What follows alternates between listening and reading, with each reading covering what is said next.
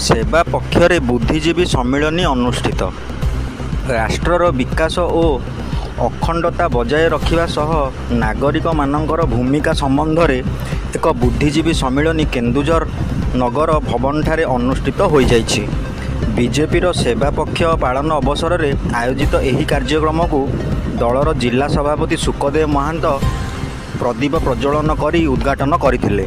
दलर जिला साधारण संपादक अनुव्रत बेहेरा अध्यक्षतार अनुष्ठित यह कार्यक्रम में केन्दुझर पौरपालिकार अध्यक्षा निकु साहू राष्ट्र निर्माण में नागरिक मानकर कर्तव्य संपर्क में निजस्व मत पोषण करथिले।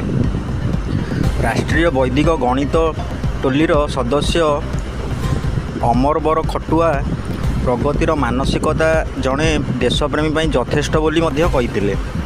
जिला सभापति श्री महांत कहले जे बीजेपी एक राजनैतिक दल सत, मात्र ताहार प्रतिटी विचार स्वतंत्र राष्ट्रर हित पाई उद्दिष्ट।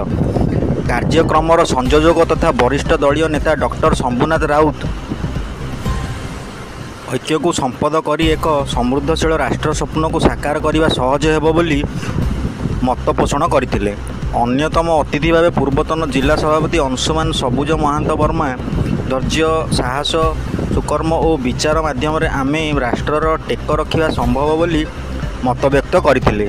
एही अवसर में सुसंगठक तथा दलीय नेता विवेकानंद महांत नागरिकर दायित्वबोध संपर्क में निजर मत अवतारण करथिले। उक्त कार्यक्रम में समाजर बहु बुद्धिजीवी प्रतिभारी वरिष्ठ नागरिक दलीय कार्यकर्ता एवं साधारण जनता उपस्थित थिले। केन्दुझर सदररू गगन बिहार दास रिपोर्ट G9 ओडिया।